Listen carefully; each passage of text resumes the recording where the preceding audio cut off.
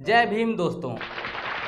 आज हम Gwalior high court में हुए उस विवाद पर बात करेंगे जो न केवल मध्य प्रदेश के सीमाओं में सिमटा है बल्कि पूरे देश में बाबा साहब डॉक्टर भीमराव अंबेडकर के विचारों की गूंज को झकझोर रहा है।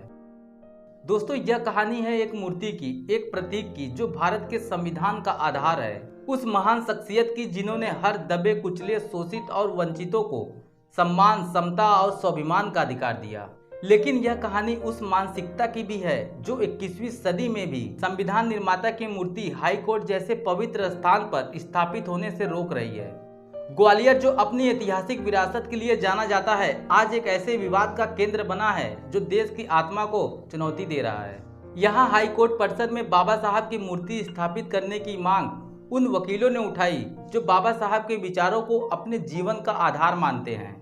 यह मांग थी कि जिस संविधान ने इस देश को समानता और एकता दिया, उसके निर्माता का सम्मान हर न्याय के मंदिर में हो। मुख्य न्यायाधीश सुरेश कुमार कैट ने अनुमति दी और फिर एक चबूतरा बनाया गया, मूर्ति तैयार की गई। लेकिन जब मूर्ति स्थापित करने का दिन आया, बार एसोसिएशन के कुछ तथाकथित वकील जो अपनी मनुवादी सोच को छुपा रहे थे, उन्होंने इसका विरोध करना शुरू कर दिया। उन्होंने राष्ट्रीय ध्वज को बहाना बनाया जो ऑपरेशन सिंदूर के समय चबूतरे पर लगाया गया था और इसे बाबा साहब के मूर्ति से अधिक महत्वपूर्ण बताया गया। मेरे हिसाब से इससे घिनौना काम कोई कर ही नहीं सकता। दोस्तों, क्या यह विडंबना नहीं है कि जिस संविधान ने इस देश को अखंडता दी, उसके निर्माता को एक झंडे से छोटा समझा गया। यह विरोध इतना बढ़ा कि तनाव फैल गया और पुलिस ने केवल औपचारिकता निभाई, लेकिन उन मनुवादी ताकतों को नहीं रोका जो बाबा साहब का अपमान कर रहे थे। बार एसोसिएशन ने यह दावा किया कि मूर्ति की कोई आधिकारिक अनुमति नहीं थी, जो सरासर झूठ है क्योंकि मुख्य न्यायाधीश ने स्वयं मंजूरी दी थी। उन्होंने यह भी कहा था कि कोर्ट परिसर को जाति और धर्म से ऊपर होना चाहिए। लेकिन बाबा साहब न तो किसी जाति के प्रतीक है और न ही किसी धर्म के। वे उस संविधान के निर्माता हैं जिसने हर नागरिक को समानता का अधिकार दिया। उनकी मूर्ति स्थापित करना जातिवाद नहीं बल्कि संवैधानिक मूल्यों का सम्मान है। बहुत सही बात, बहुत सही बात। फिर भी कुछ लोग अपनी इस सोच को निष्पक्षता के मुखौटे में छिपाकर बाबा साहब को एक जातिगत प्रतीक के रूप में पेश कर रहे हैं। यह उनकी विफलता है जो बाबा साहब के विचारों को समझ नहीं पाए। सबसे बड़ा सवाल यह है कि मध्य प्रदेश की बीजेपी सरकार इस पूरे मामले में कहां है? क्या यह उनकी जिम्मेदारी नहीं थी कि वह बाबा साहब के सम्मान की रक्षा करें? शायद उनकी यह चुप्पी उस पाखंड का हिस्सा है जो बीजेपी हर रैली में बाबा साहब का नाम लेकर दिखाती है। वह केवल वोट के लिए उनकी बात करते हैं और जब उनके सम्मान की बात आती है तो वह चुप हो जाते हैं। दोस्तों, यह वही बीजेपी है जो सबका साथ सबका विकास का नारा देती है, लेकिन बहुजन समाज के सम्मान की बात पर केवल सवर्णों तक सीमित हो जाती है। प्रधानमंत्री नरेंद्र मोदी ने कहा था कि हम बाबा साहब और उनके संविधान का सम्मान करते हैं। प्रधानमंत्री की यह बात सुनने में तो प्रेरक लगता है, लेकिन हकीकत क्या है?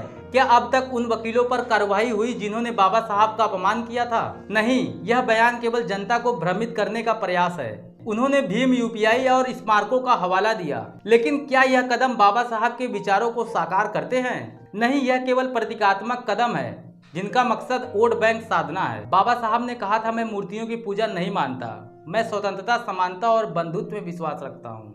फिर बीजेपी की यह मूर्ति पूजा उनके विचारों का सम्मान है या फिर मखौल?